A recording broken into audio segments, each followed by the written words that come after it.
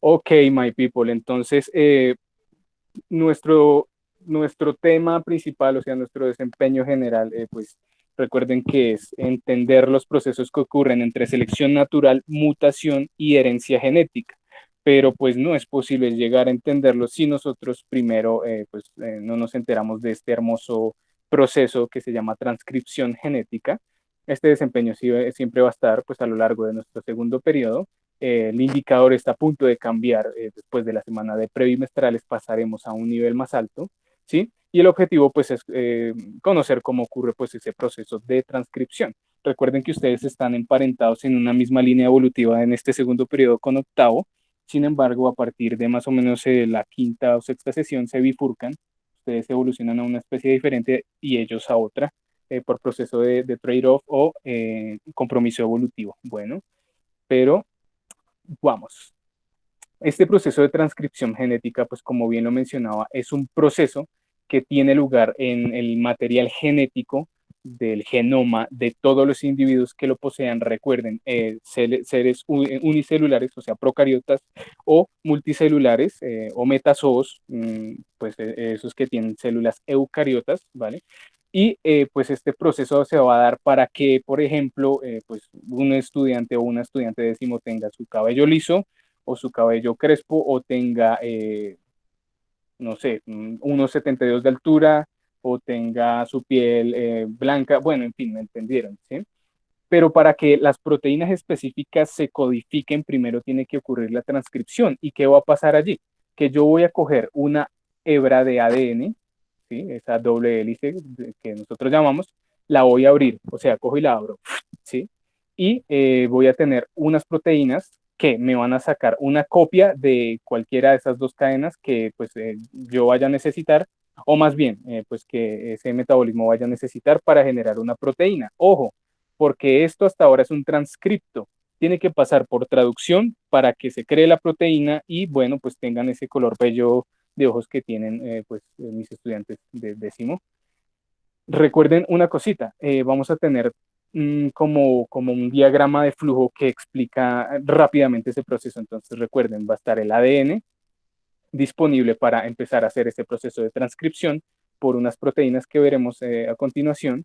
Sale ese ARN mensajero directamente al ribosoma donde va, o a los ribosomas, donde va a ocurrir la traducción.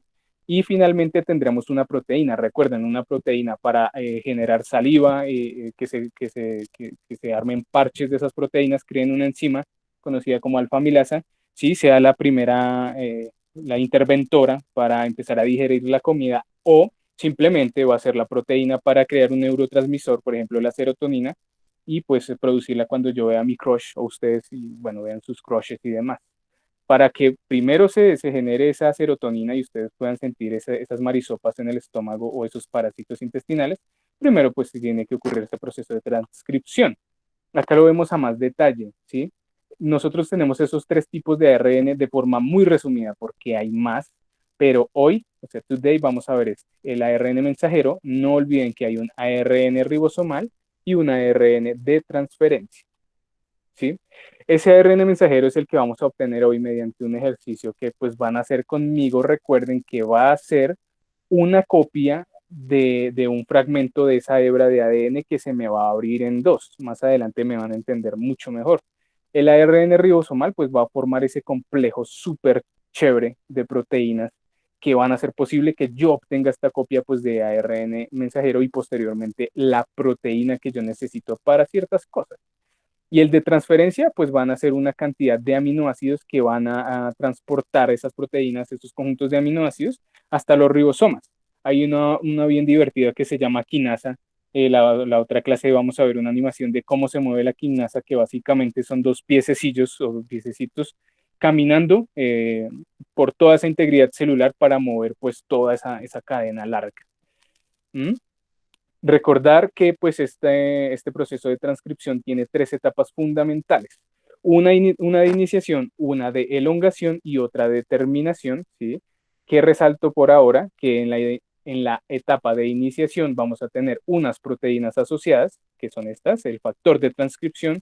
Vamos a tener una zona de regulación, que es el Tata Box, donde va a arrancar esa transcripción, una región promotora, ¿sí? Y la RN polimerasa. Tranquilos y tranquilas, ya les voy a explicar a detalle.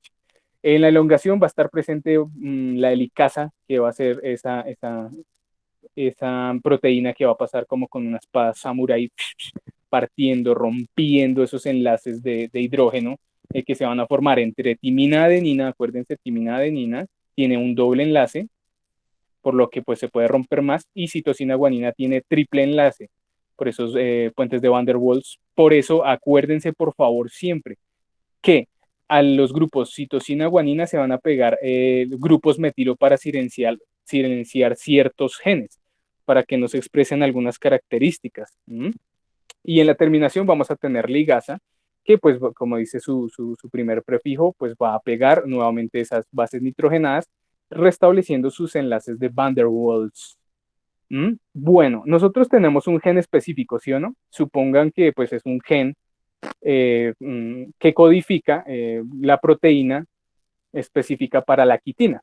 Esa quitina, porque es importante, recuerden que la quitina siempre va a estar en el cuerpo de los artrópodos. Acuérdense de las clases de noveno cuando vieron taxonomía.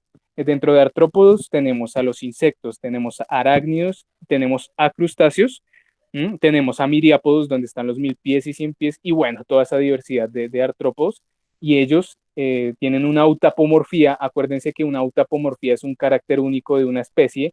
En el caso de los mamíferos son las glándulas mamarias y el pelo. La autapomorfía, pues secundaria de ellos es la quitina, porque quitina también tienen los hongos en la pared celular. ¿m? Pero bueno, es una proteína que pues al expresarse por la transcripción y traducción, pues van a consolidar este hermoso bichito. Pertenece al orden Odonata, donde están cigópteros y odonatos, que pues básicamente son libélulas y caballitos del diablo. Pero también vamos a tener la proteína que se llama queratina. Pues ella va a estar en sus uñas, va a estar en su cabello también, y en el pico pues de esta clorofonia calofris. ¿Sí? La queratina va a estar en el pico de la avecita, de este pollito, y también va a estar en las uñas de este dinosaurio moderno. Acuérdense que las aves son dinosaurios modernos, son reptiles pues que han modificado sus escamas a modo de plumas. Bueno, y entonces para que esa ave tenga queratina en el pico, necesariamente tiene que ocurrir, necesariamente de verdad, la transcripción. Pero también podemos hablar de proteínas que determinan el color de algún animalito. Chequen este Atelopus longirostris, que ya pues está al borde de la extinción. Reportados actualmente solo hay 10 individuos, es una muy, muy pequeña población para que pues prolifere. Y pues lo que pasa es que su condena fue el color pues de su piel, esas proteínas que se asociaron en ese epitelio delgado, y entonces pues eran como colectadas para matarlas, conservarlas y bueno, tener este bichito tan lindo. Y pues en forma resumida, este color fucsia, o sí, creo que es fucsia, sí, fucsia, lo da pues una proteína específica que se encuentra dentro del genoma del animal. Pero también vamos a tener unas proteínas que pues estos anfibios fabrican, ¿no?, para protegerse de los depredadores. Entonces pues acá tenemos a un integrante de la familia Dendrobatidae, género Dendrobatidis. Acuérdense que ahí están todas las ranas que son las más tóxicas del planeta. Familiar de este Dendrobatidis está pues Dendrobatidis terribilis, que le pusieran así pues por la alta toxicidad de su veneno, que pues eh, es gracias a su alimentación. Se alimenta de unos escarabajos que pertenecen a la familia Staphylinae, y pues tienen un potencial veneno, y bueno, pues ellos lo pueden sintetizar y ponerlo sobre su piel. Entonces por eso puse acá esto. Es como tócame y te mato. Es como cuando ustedes están con su novia y de pronto checaron que estaban en la cafetería con otra chica, así como muy risueñitos y como muy sospechosos. Entonces va así: hola, mota, tócame y te mato. Algo así. Pero en el caso de la rana, pues no le va a importar que un humano la toque. En fin. Para que ese proceso se dé, nosotros necesariamente necesitamos que ese material genético esté desplegado. Si está súper condensado, recuerden, por esos octámeros de histonas, ¿sí? Pues va a ser muy berraco. Entonces, ¿qué pasa? Que pues necesitamos tener, desplegar nuestra hélice de ADN y ahí es donde va a actuar la helicasa. ¿Qué va a hacer la helicasa? Lo que les digo, va a pasar con su espada samurái, con su dirk escocés, con su cuchillo Bowie, bueno, con cualquier tipo de cuchillo que ustedes quieran y ¡pum! Va a empezar a romper esos enlaces, esos puentes de hidrógeno que se forman entre base y base. ¿Y qué va a pasar? Que se me va a desplegar este esqueleto de azúcar fosfato de una forma más efectiva para que pues vengan mis factores de transcripción y así poder sacar mi copia de ARN mensajero, ¿sí? Obviamente, cuando yo estoy rompiendo esos enlaces de hidrógeno, ellos van a querer otra vez restablecerse, ¿sí? Es como cuando se está en la primera etapa del noviazgo, que no se quieren separar por nada, porque bueno, pues hay allí un cóctel de neurotransmisores que nos hace sentir bien, ¿sí? Pero entonces aquí entran como los papás y mamás, ¿no? Como a separar. Entonces, ¿qué qué van a hacer esas proteínas que se llaman SBBs o proteínas enlazantes? Van a hacer lo que le hacen pues a este niño, ¿no? Este niño flaco que está atrás, pues la va a sostener esta cadena de azúcar fosfato, que es este niño gordito con camiseta de Pablo Escobar, ¿sí? Lo va a tener para que no se abracen otra vez esos puentes de hidrógeno y la licasa no pierda más energía rompiendo esos enlaces. Entonces, recuerden, esos SSBBs, o pueden llamarlo como aparece aquí, proteínas enlazantes, van a tener la cadena de fosfato ahí quietica. Mientras tanto, ya después, pues, nuestros factores de transcripción las van a quitar.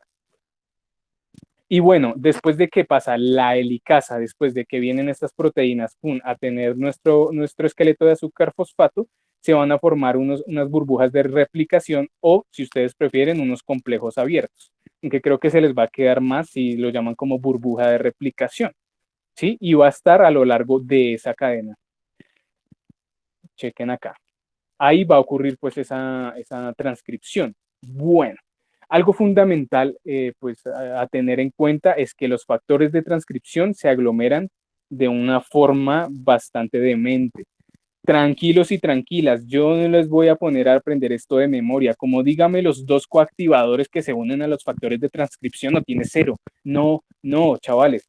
Miren, solo les estoy mostrando esta imagen para que ustedes sepan que a los factores de transcripción se unen una cantidad de proteínas para poder llevar a cabo ese proceso. No solo transcripción, sino silenciamiento genético, que fue lo que vimos en epigenética, ¿sí? Recordar que la epigenética funciona por mecanismos del medio ambiente. Siempre acuérdese que un factor epigenético para desarrollar enfermedades autosómicas en el humano es el estrés, ¿vale? Eso lo vemos por ahí en la séptima semana, para que no se me asusten todavía. Bueno, lo importante es eso, chicas y chicos. Vea esa mano de proteínas que se pegan ahí para poder hacer posible pues esa transcripción. Y entonces, ¿qué es ese factor de transcripción? Pues como les había dicho, es una proteína, ¿sí? Que se va a unir a unas secuencias específicas de ADN, ya los vamos a ver cuáles, ¿sí? Y va a controlar la transcripción de esa información genética, que como resultado, siempre recuerden, siempre, vamos a obtener pues ARN mensajero. Estos factores de transcripción pueden actuar solos o pueden actuar en conjunto. Ojo, depende del animal o el bicho al que yo me esté refiriendo, porque nosotros tenemos 7 reinos actualmente en la biología. Acuérdense, animal, vegetal, fungi, arquea, bacteria, protozoa, y tenemos el séptimo reino que se llama cromista. Depende de cuáles de esos bichos, pues van a actuar ciertos factores de transcripción, ¿sí? Para que ellos se puedan unir, tiene que haber un Tata Box. ¿Qué significa el Tata Box? Básicamente, pues es la formación de 4 pares de bases nitrogenadas que están conformadas por timina, adenina, timina, adenina.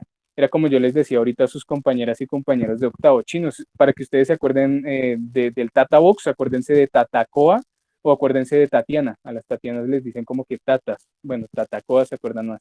¿Sí? Y ese Tata Box entonces pues va a contener la región promotora para que empiece la transcripción. Entonces, veamos más a detalle acá. Ya tenemos elementos importantes. Una región promotora que pues la atribuye el Tata Box. Tenemos factores de transcripción, tenemos la cadena de ADN y ahora necesitamos una ARN polimerasa. También hay de varios tipos, hay muchas, pero pues obviamente no se las voy a mostrar todas, pero sí cumplen la misma función en específica. Son conglomerados de proteínas, ¿sí?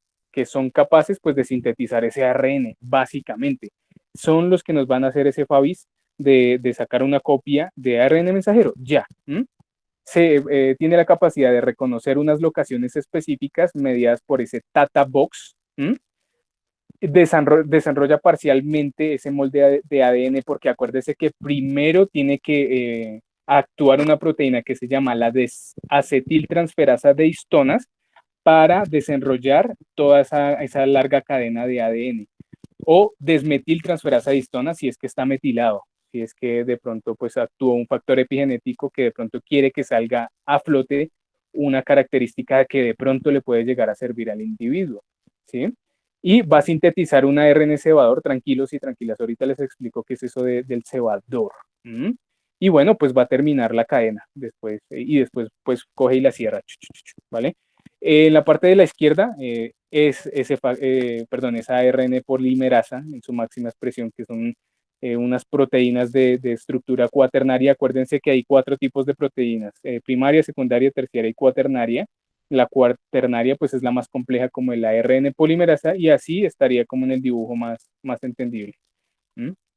Bueno, y esta es una microfotografía obtenida por un microscopio electrónico de barrido en donde se evidencia de forma potencial la transcripción. Yo voy a resaltar en rojillo una hebra de ADN en donde está ocurriendo pues esa transcripción, ¿sí? Y acá, pues como ustedes se pueden dar cuenta, es un pequeño ribosoma donde pues también está produciendo una cantidad impresionante de ARN mensajero y acá está el sitio de fin. Y entonces, como yo les decía, los de octavo uno queda como, madre de Dios, chinga, ¿what? Es decir, ¿cómo hacen los científicos para saber que este berraco puntico gris de acá es una timina y este de pronto de acá es un uracilo y este de acá de pronto pertenece al factor de transcripción? Bueno, eso es lo que veremos en sesiones posteriores. Eso se llama avance científico. Ok, entonces retomemos. Mucha atención acá para que no vaya a haber confusión, estimadas y estimados estudiantes. Póngale cuidado. Nosotros tenemos esa hebra de ADN en un locus, acuérdense de lo que significa locus, o sea, un sitio específico, ¿sí? Y primero voy a tener mi tatacoa, mi tata box. ¿Por qué? Porque esa es la región promotora. ¿Qué significa eso? Que es la región que nos va a decir como que va a llamar a sus amigas, es decir, que va a llamar a los factores de transcripción y a la ARN polimerasa y va a decir, bueno, hay una farra hoy, cáete acá donde yo estoy, que es donde está la farra bomba, o sea, aquí llegó tu tiburón. Entonces, pues claro, los factores de transcripción se van a ir en parche todos, y entonces van a llegar a donde la tata, o sea, donde tata box y van a decir como, hola amiga, se abrazan mucho, se quedan abrazadas, y en ese momento pues llega RN polimerasa también a súper abrazar, como, uy, qué parche, qué bueno, pum, se abrazan ellas tres, y entonces, como se abrazan las tres, ustedes sabrán que están metidas en el centro de una cadena de azúcar fosfato. Y ustedes me dirán, claro, ya entendí por qué hay cadenas de azúcar fosfato entre el ADN.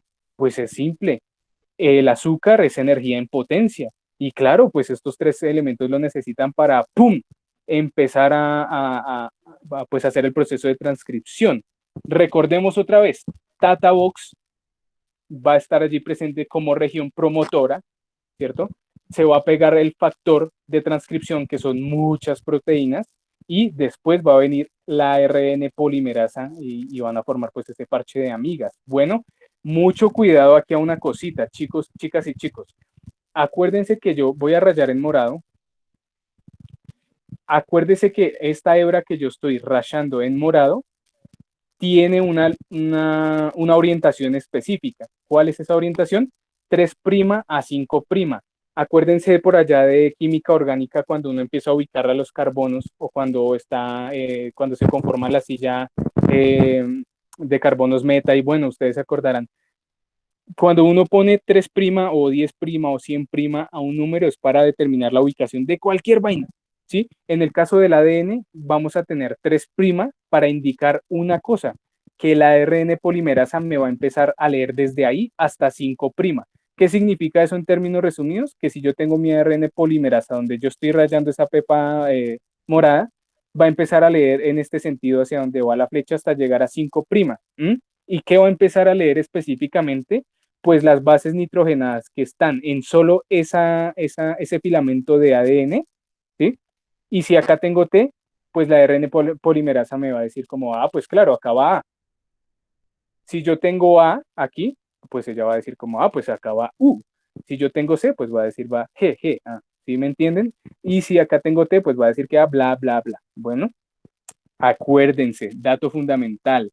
La RN polimerasa lee de 3' a 5', pero sintetiza de 5' a 3'. ¿Eso qué significa? Vea, acá está en el esquema. Espere, borro un poquitico. ¿Eso qué significa? Que mientras ella está leyendo de 3' a 5', esta cadena que está acá, de 5' a 3' me está añadiendo los nucleótidos para conformar esa base nitrogenada. ¿Sí checan? Esa es la razón de la orientación de 3' a 5', que eso era lo que yo les debía de una clase pasada que les dije que les iba a explicar. ¿Vale? Entonces ella va pasando, va leyendo acá, va anclando, por supuesto, otro esqueleto de azúcar fosfato, va a anclar las bases nitrogenadas típicas del ARN mensajero, y después esta cadena va a empezar a salir como una hebra, así como la estoy rayando ahí en la diapositiva. ¿Sí? Esa hebra después va a tener que pues, parar en un sitio específico que se llama el stop region o la región de stop, como ustedes quieran llamarlo. Y esa región de stop va a estar señalizada con una citosina y una guanina.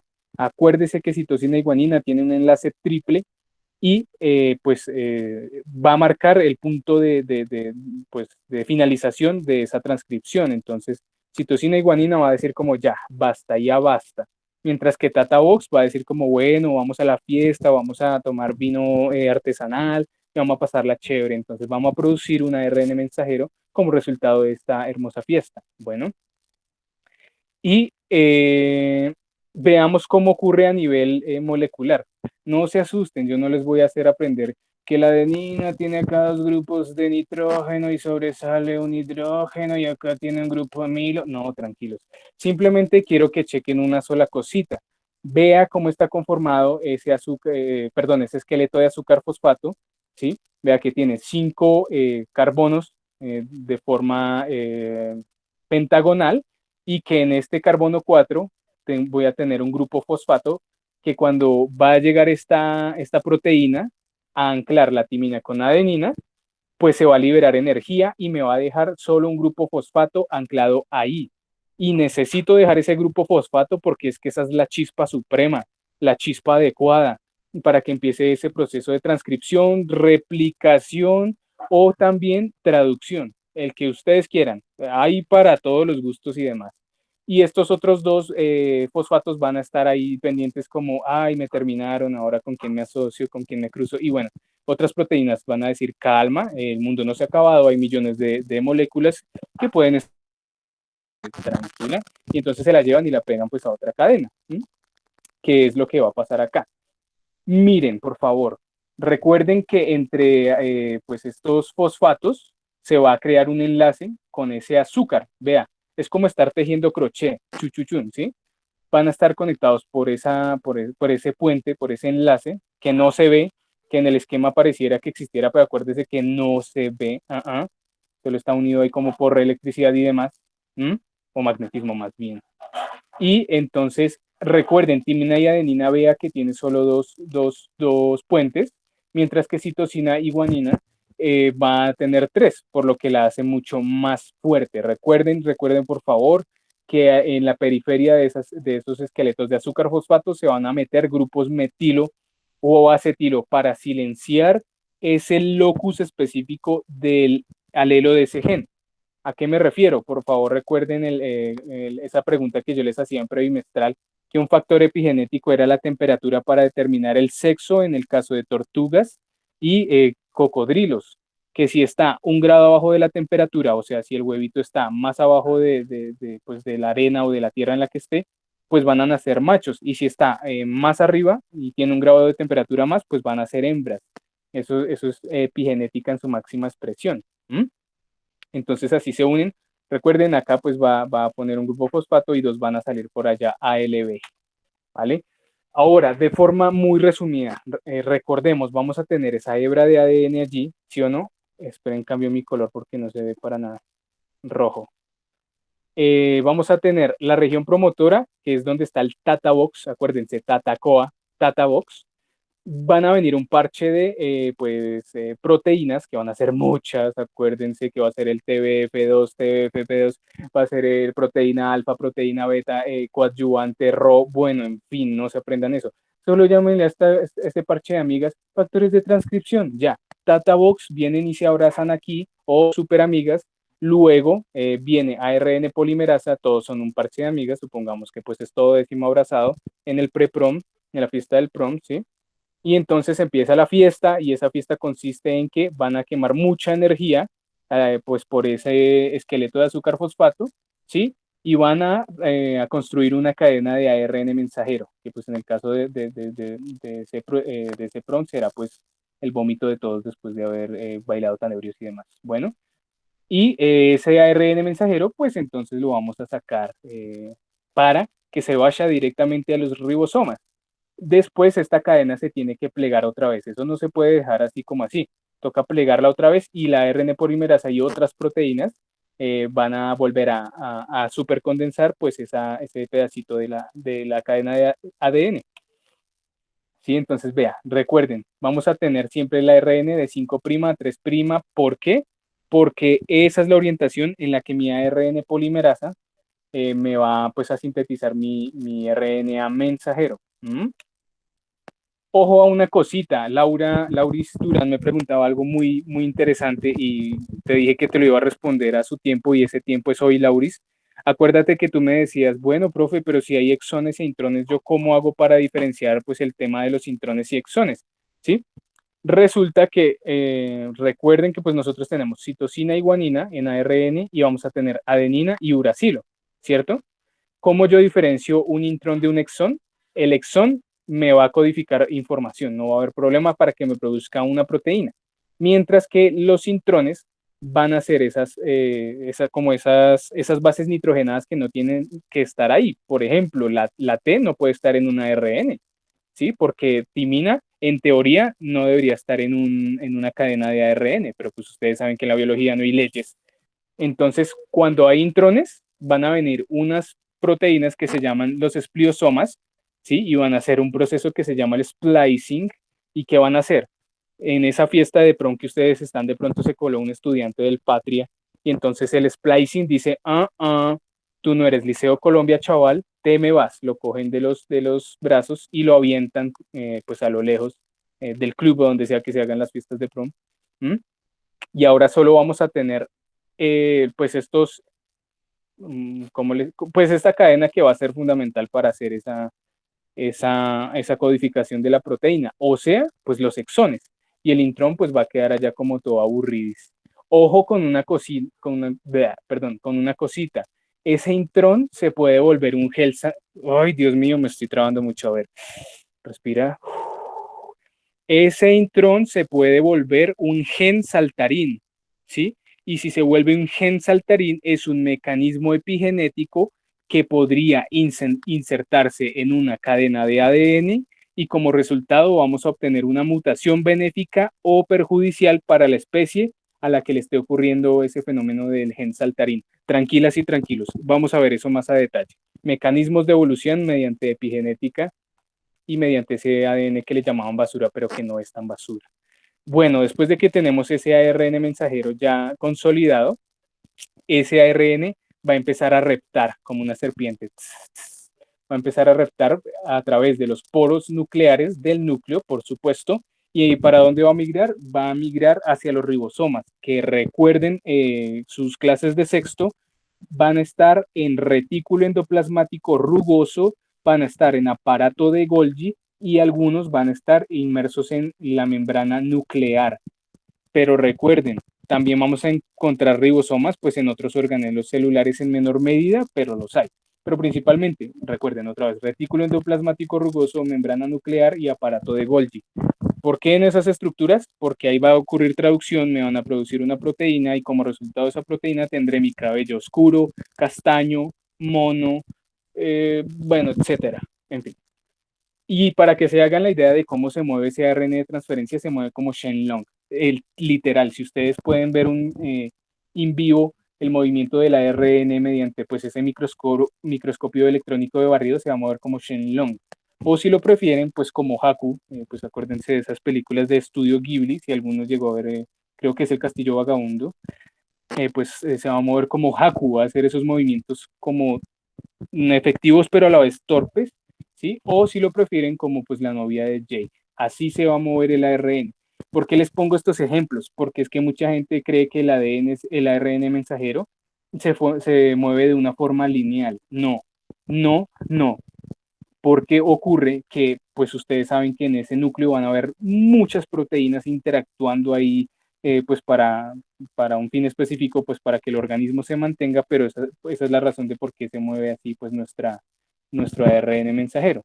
¿Vale? Y pues al final les sigo mostrando de cómo se vería en realidad, o sea, uno ve los esquemas y lo entiende, pero uno ve esa microfotografía y dice, hermano, pero es que acá yo no sé diferenciar timina de adenina, citosina, de guanina, no sé diferenciar, por ejemplo, las histonas, las desacetiltransferasa de histonas, no sé diferenciar complejos de transcripción, proteínas alfa, beta, rho, coadyuvantes, entonces pues así se vería en realidad. Y la labor del científico pues puede llevarnos pues a nuestras manos el esquema que ya les mostré.